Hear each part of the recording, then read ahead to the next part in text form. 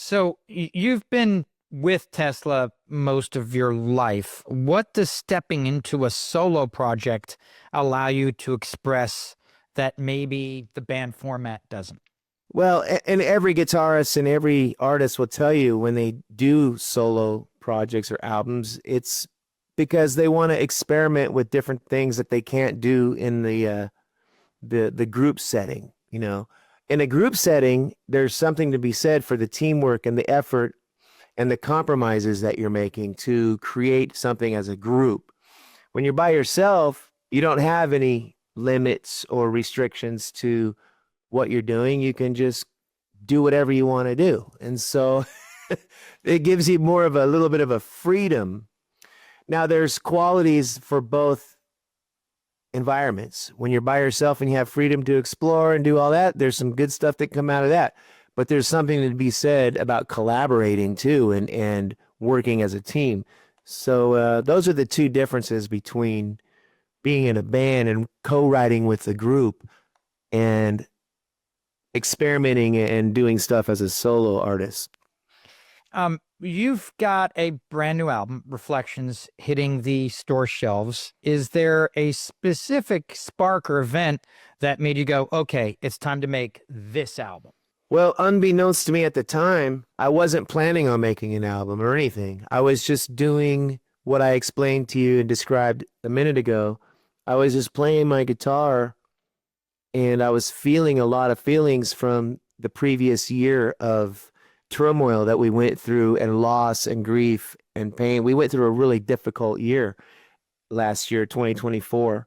And it came to a head with some hurricanes in Florida that we were living out there. And we had just lost my wife's dad. And we had gone through a lot of hard times there. And the hurricanes forced us to evacuate. So I've told this story a bunch, so I won't get on to it too much because I don't want to sound like I'm complaining. But it was a tough time. And I came home and just started playing my guitar and recording my ideas on my cell phone. And I was playing these ideas for my wife and she could feel it. I was playing it for some of my friends and they could feel my guitar playing had gone into another dimension of expressing emotion using the guitar as a lead voice. And so I started getting the idea of experimenting with, instead of trying to write a song for a singer to sing, I wanted to write music for my guitar to sing. So I started coming up with more of a emotional phrases of how I was playing, like real simple stuff like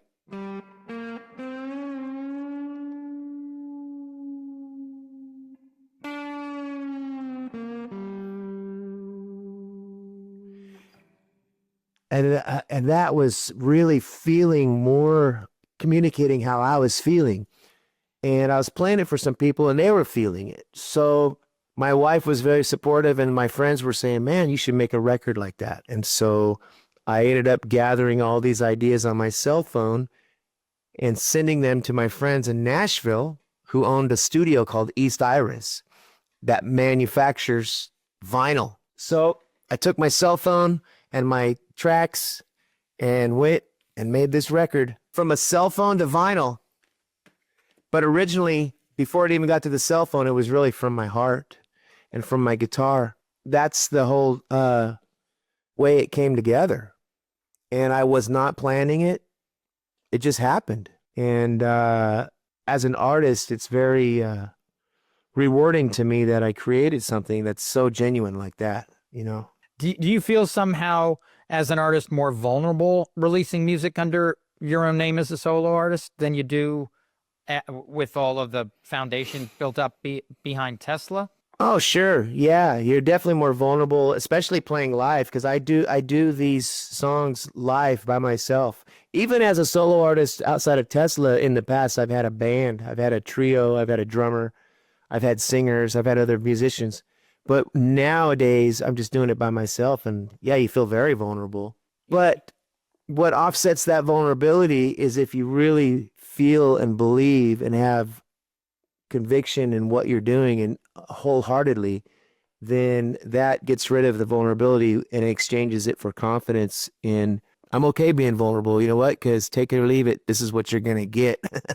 Well, you're known for both your electric and acoustic skills. How do you approach songwriting differently depending upon the guitar in your hands? Or is the approach the same way either way? Songwriting, when you say approach, coming up with a song, usually I'm not approaching it and like going, okay, I'm going to write this on acoustics. Usually 9 times out of 10, it's by accident. I'll just be sitting on the couch, just strumming an acoustic, just having some fun. And then I'll stumble on something that is reflecting how I'm feeling at the moment. And it makes my ears perk up and go, oh yeah, okay. And then I'll turn on my voice memo on my cell phone and record it and then listen back to it and go, yeah, I like this. Okay, I'm going to pursue this. A lot of times with acoustic guitar, I will use it as a texture to add on top of an electric guitar. So let's say, for example, I'm doing some power chords on the electric guitar, like a.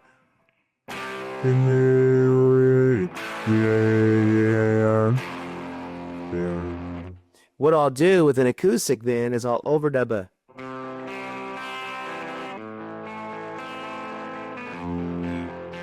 On top of it. So the acoustic, you're picking the notes. The electric guitar, you're playing a power chord, and you put the two together, and it creates a feeling of fullness.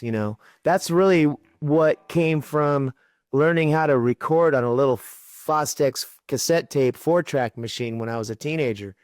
And that's what I would recommend to any musician is record yourself and try to experiment with layering and overdubbing and recording. I mean, and then you learn so much because you end up learning how to listen to what you're doing. I was going to ask, when you sit down to write, do you start with a melody, lyric, or vibe? But it seems more vibe, right?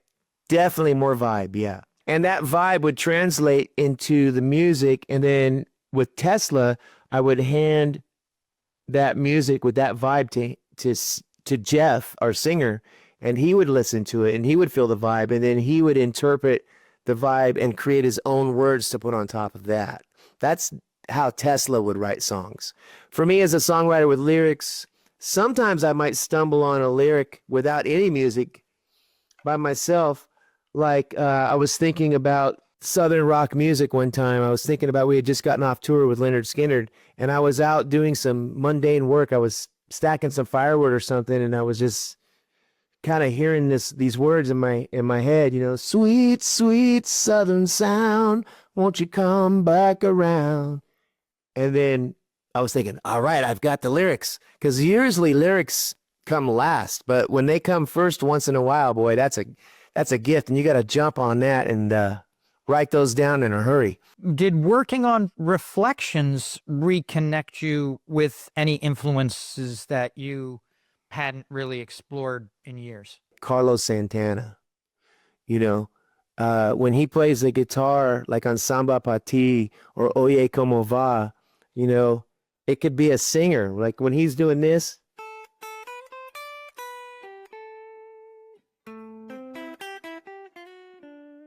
That to me sounds like da-na-na-na. He's singing a melody that a singer would do. So, when I'm hearing him do this,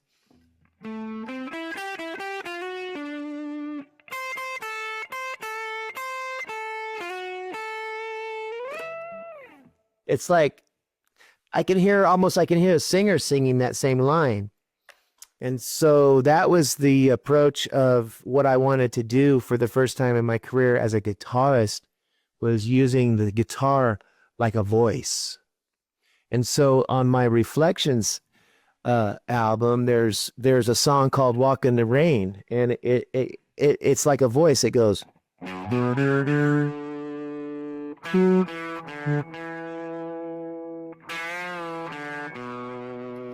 Every little phrase is like asking a question, like this. Like, hello, how are you? I'm doing fine. That's good to hear. It's like communicating with a melodic approach on the guitar. That was my goal that I wanted to do on this record.